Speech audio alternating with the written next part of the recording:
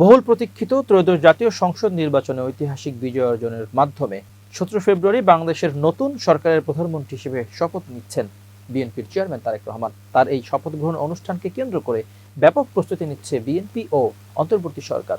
বিএনপির নীতি নির্ধারণী পর্যায়ের নেতৃত্বের সঙ্গে আলোচনায় ভিত্তিতে নতুন মন্ত্রিসভার শপথ অনুষ্ঠানে অংশ নিতে ভারত, চীন ও পাকিস্তান সহ 13 দেশের সরকার প্রধানকে আমন্ত্রণ জানানো হয়েছিল এবং এটি জানানো হয়েছিল অন্তর্বর্তী সরকারের প্রধান উপদেষ্টা ডক্টর মোহাম্মদ ইউনূসের পক্ষ থেকে। তবে তারই মধ্যে এই অনুষ্ঠানে ভারতের প্রধানমন্ত্রী নরেন্দ্র মোদীর আশা নিয়ে তৈরি হয়েছে নানা জল্পনা কল্পনা এবং আলোচনা সমালোচনা।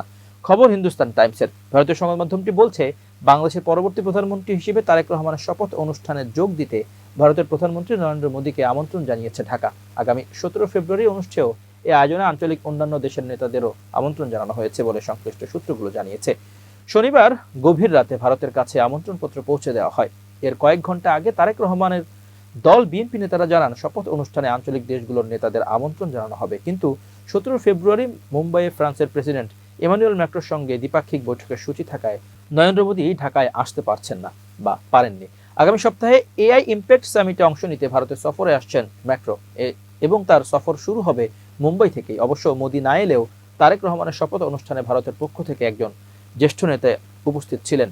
বিষয়টি সম্পর্কে অবগত কয়েকজন ভারতীয় কর্মকর্তার বরাত দিয়ে বলা হয়েছে, ভারত বাংলাদেশের সঙ্গে তাড়াহুড়ো করে সম্পর্ক পুনর্গঠনের চেষ্টা করতে চায় না। যদিও সম্পর্ক তলানিতে নেমে যাওয়ায় তা পুনরায় পুনর্গঠন করা এখনো দিল্লির কাছে অগ্রাধিকার। কূটনৈতিক সূত্রে জানা গেছে, তারেক রহমানের শপথ অনুষ্ঠানকে ঘিরে আমন্ত্রিত দেশের তালিকায় রয়েছে চীন, সৌদি আরব, তুরস্ক, ভারত, পাকিস্তান, সংযুক্ত আরব আমিরাত, কাতার, মালয়েশিয়া, ব্রুনেই, শ্রীলঙ্কা, নেপাল, মালদ্বীপ ও ভুটান।